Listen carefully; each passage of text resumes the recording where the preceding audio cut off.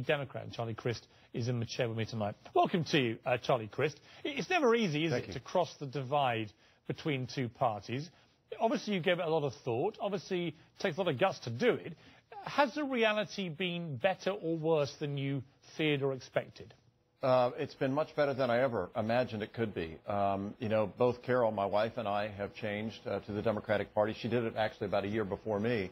And the welcoming we have received, Piers, from Democrats all across Florida has been remarkable. And we're very grateful for it. One of the first calls I got, as a matter of fact, when I switched and became a Democrat, was from former Governor Bob Graham of Florida. Wonderful man, just a revered figure in our state.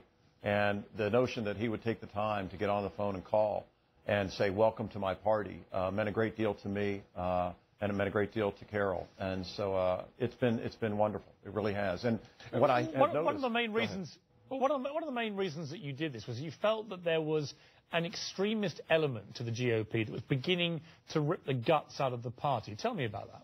No question about it. I mean, you know, I think I'll quote my friend Jeb Bush. He said it better than I ever could. That today's Republican Party, at least the leadership, is perceived as being anti-women, anti-minority, anti-immigrant, anti-education, anti-gay couples, anti-environment. I mean, you know, pretty soon there's nobody left in the room. And I really felt that when I was going to go see the president. President Obama came down to Fort Myers, Florida in February of '09. The reason was to talk about the stimulus, the Recovery Act, if you will. And his office called and said, would I come down and greet him when he came to Fort Myers, Florida, at the convention center? And I said, sure, I'd be happy to. And then even some of the people on my staff in Tallahassee said, you know, Governor, are you sure you want to go down? And I said, yeah, well, why would you say that? They said, well, he's a Democrat. And I said, wait a minute. This man is the President of the United States of America. And frankly, he's coming here to help us. You know, I have to balance the budget as governor. It was a difficult time. People will remember it was the throes of the Great Recession. People were freaking out and frightened. And so at the time, I thought it was important to be with them, show bipartisan support. It was going to save tens of thousands of jobs in Florida for teachers, firefighters, and law enforcement officers. So I was happy to be there, and it was a privilege and an honor to do so.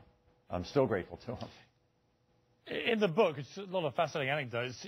You call Karl Rove a jerk after he berated you in a phone call for not appearing with President Bush in 2006. Do you want to elaborate on his jerkiness? Sure.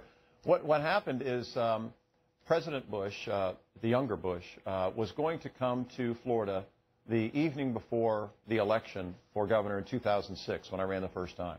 I had already, about 2 weeks before that, made a commitment to be with Senator John McCain in Jacksonville. President Bush was coming to Pensacola.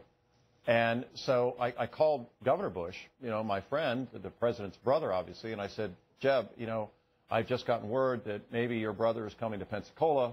I already have plans and a commitment to go to Jacksonville with Senator McCain.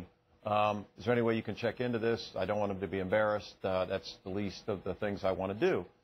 And he said, you know, are the tickets printed? And I go into more detail in the book. But at any rate, the long and the short of it was I ended up honoring my original commitment, was with Senator McCain in Jacksonville.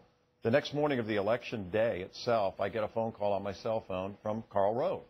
And he's screaming at the top of his voice. He's like, you chicken, you know what? And I can't believe you didn't come and be with the president. You're going to win anyway. And, you know, it just went on and on and on. It was unbelievable. And the guy was unhinged. It's just unhinged. But, you know, I kind of felt sorry for him, to be honest with you. I mean, you know, Godspeed. I think we all feel sorry for Karl Rove, if we're honest. It's good to talk to you, Charlie Crist. It's a terrific book. It's also quite timely because you're trying to get your old job back as governor of Florida. Elections in November, and the most recent Quinnipiac poll has you beating the incumbent, Republican Rick Scott, by 8 points. So good luck with that. CharlieCrist.com. Thank you very much, Piers.